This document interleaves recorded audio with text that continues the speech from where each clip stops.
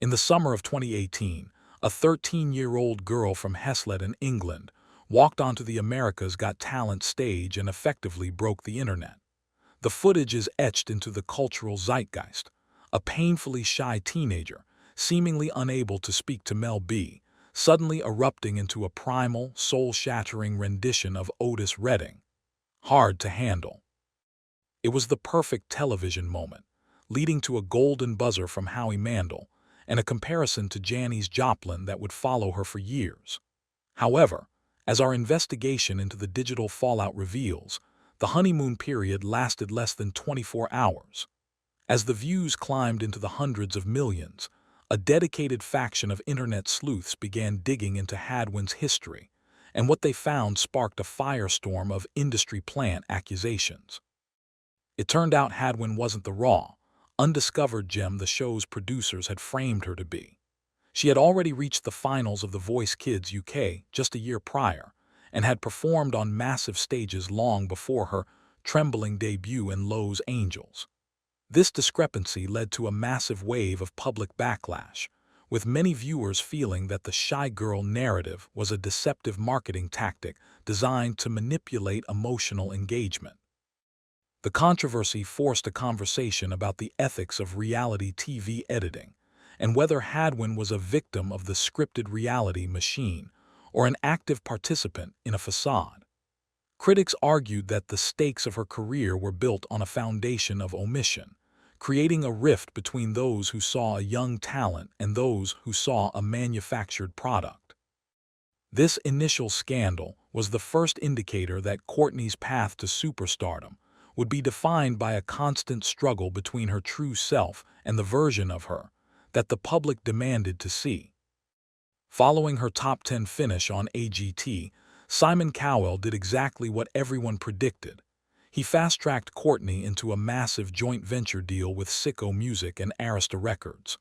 On paper, it was the ultimate victory, a life-changing opportunity that supposedly guaranteed her a seat at the table of pop royalty. But as we look closer at the timeline, something unusual happened, or rather, nothing happened. While other finalists were rushing out albums to capitalize on their 15 minutes of fame, Hadwin seemed to enter a period of creative stagnation. Industry insiders have long whispered about the Syco curse, a phenomenon where reality stars are shoehorned into rigid, outdated archetypes that ignore their personal artistic vision. For Courtney, the pressure was immense. The label wanted a Janis Joplin tribute act, a high-energy retro-rock powerhouse that could be easily packaged for mainstream audiences. However, our reporting suggests that the teenager was beginning to resist the mold. She wasn't interested in being a cover artist or a nostalgic novelty act. This internal friction created a gilded cage scenario where Hadwin was technically a star but effectively silenced, unable to release the music she was actually writing behind closed doors. The tension eventually reached a breaking point when Syco Music underwent a massive restructuring, leading to a quiet but seismic split. This wasn't just a business disagreement, it was a desperate move for survival. Hadwin was faced with a choice: stay with the powerhouse and potentially lose her identity, or walk away into the unknown. Her departure signaled a radical shift in her trajectory, moving her away from the polished world of Simon Cowell and toward a much darker, more unpredictable future that no one in the AGT audience could have anticipated. While the headlines focused on her music and contracts, a far more serious story was unfolding in Courtney's personal life. The shy girl persona that fans debated so fiercely wasn't just a gimmick. It was a symptom of extreme, debilitating anxiety that has haunted her since childhood. In several recent disclosures, Courtney has hinted at the immense mental strain of being a global viral sensation at 13. She has described the sensation of being locked in her own head, where the fear of the public eye was in direct conflict with her need to perform. This internal struggle led to what some have described as a near-total collapse of her public persona. The pressure of the internet's cancel culture, combined with the weight of her own expectations, led to a period of deep isolation. She has alluded to moments where the burden became almost too much to carry, using guarded language to describe the darkest days of her post-fame life. Instead of seeking the spotlight, she retreated, often appearing in social media posts that looked drastically different from her AGT days, haggard, experimental, and unpolished. This was her oft period, a time when the old version of Courtney Hadwin essentially ceased to exist. Our investigation suggests that this period of withdrawal was a necessary rebranding of the soul.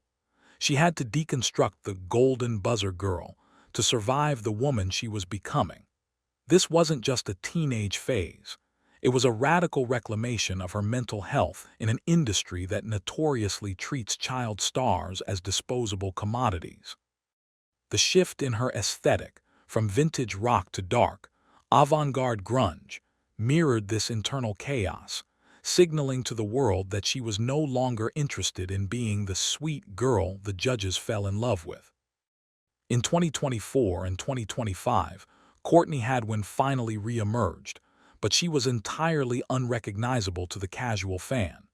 Shedding the Joplin comparisons like a second skin, she introduced the world to the Little Miss Jagged era.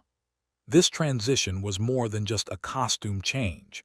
It was a full-scale rebellion against the pop music industry. Our analysis of her recent independent releases shows a pivot toward a sound that is intentionally abrasive, experimental, and raw. She is no longer singing Otis Redding covers. She is screaming about industry trauma, identity crises, and the pain of growing up under a microscope. By choosing to go fully independent, Hadwin has bypassed the traditional gatekeepers, but this has come at a cost. She no longer has the multi-million-dollar marketing budgets of Arista or the primetime slots on NBC. However, what she has gained is a cult following that is far more durable than viral fame.